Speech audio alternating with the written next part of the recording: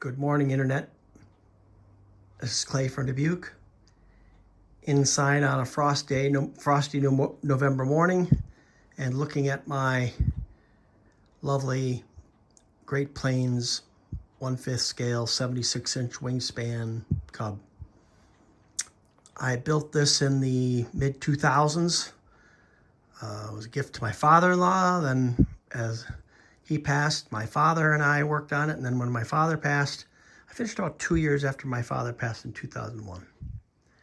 Ran it on a Astro Cobalt 605 gear that I didn't really like much. Noisy, grindy. It's got a beautiful outrunner from a FMS pattern playing the Olympus 4258 550. But what I want to talk about today, without running terribly long, is how these optional struts never get installed on my models, Cubs and the like, Cessnas and the like, because the struts are so complicated and generally not functional.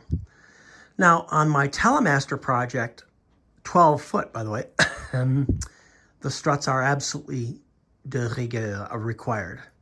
And so I've been thinking through the strut installation generally, and I came across this product on discount, on closeout at Horizon Hobby. And these are the struts for the Carbon Z Cub. 80-inch wingspan. So, as my calculator showed, 5.9% greater overall length or wingspan than my Cub. And arming plug, charge plug, outrunner buried in there. There it is. You can get a good look at there. But these parts are only $12. And I just think that's a smoking whole bargain. Now, the tabs on this plane were installed in this position in 2000 something, 2000 whatever. But to get this to have this strut parallel and this following the CG, it has to go past servo a little beyond the typical position. But oh, by the way, it clears the aileron horn. Thank you. And these two mount points end up being parallel with a rib. So I'm going to do a little surgery, and I'm going to create a mount tab here, just like Great Plains had me create one here. But I'm going to use these prefab pieces to save time and have something that I think is far more operator friendly. There's a recess in the trailing spar, and I found a dowel, a wooden dowel, that I think I will put in to just stiffen that, because, and most importantly, this will attach with pins and clips, clevis pins, so that it's easily installed and removed, and a bracket with 2 pins is the best design idea I thought through for my big Telemaster. So when I saw this, $12, I said, okay, upgrades for the Cub. It'll allow me to think it through for my Telemaster. But isn't that just going to look great when this thing is flying low and inverted down the runway?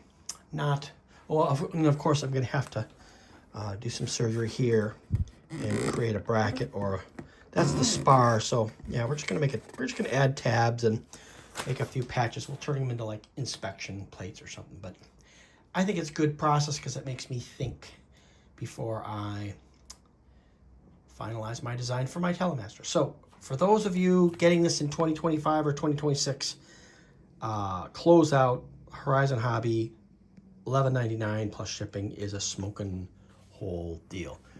Maybe the 40 size Telemaster. Well, there's a lot of designs out there that are high wing. Struts are not functional if they're in the design, if it's scale like this, and in some cases it just is a real hassle. Maybe they'll install it with wood screws or something.